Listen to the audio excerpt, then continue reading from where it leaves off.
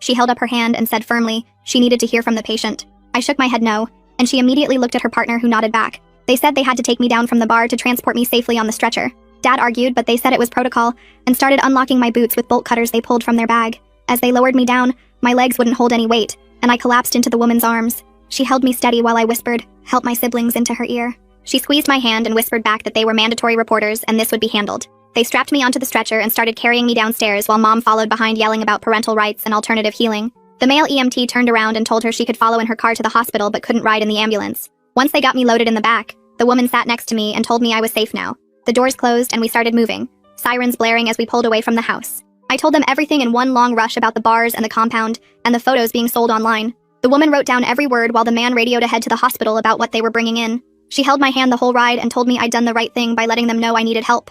The ambulance pulled into the emergency room bay, and they wheeled me through automatic doors into bright lights that made me squint after being in the dark ambulance. The EMTs transferred me to a hospital bed while talking fast to nurses about what they'd found, using words like mandatory reporter and suspected abuse. A doctor came over right away, younger than Dad with dark hair and tired eyes, and introduced himself as Dr. Derek Rosen while he started checking my legs. He moved each joint slowly, and I winced when he bent my knees because they'd been locked straight for so long. He pressed different spots on my legs and asked if I could feel it, then frowned when I couldn't feel anything below my knees. He shined a light in my eyes and checked behind my ears where the blood vessels had burst from hanging upside down. His hands were gentle, but I could see his jaw getting tighter with each injury he found. He asked if there were other kids at home and I nodded, telling him about my 4 siblings still hanging from the bars. He stopped examining me for a second and looked at the nurse who was already picking up the phone. The nurse came back with a camera and started taking pictures of every bruise, every rope burn, every place where the boots had cut into my skin. The flash kept going off while Dr.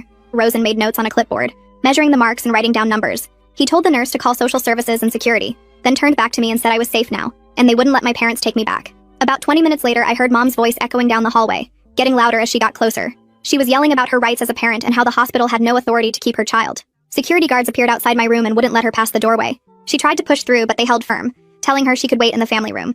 I could see her face between the guards, red and angry, screaming about alternative medicine and government interference. The nurse came over and held my hand while Mom kept yelling, her voice carrying through the whole emergency room about lawsuits and kidnapping. After security finally got Mom to the waiting room, a woman with gray hair and kind eyes came in carrying a folder. She said she was the hospital social worker and helped kids in dangerous situations. She pulled a chair close to my bed and asked if I could tell her about home. I described the bars in every room, the timer locks that wouldn't open for 8 hours, the heavy boots that stretched our knees backwards. I told her about the surgery planned for tomorrow to mess with our inner ears so we'd never want to be upright again. She wrote everything down without looking shocked, just nodding and asking for more details about the locks and timers. About an hour passed before 2 more people showed up, a woman with short blonde hair and a man in a suit. The woman introduced herself as Lori Pearson from CPS, and the man as Detective Dexter Bradshaw.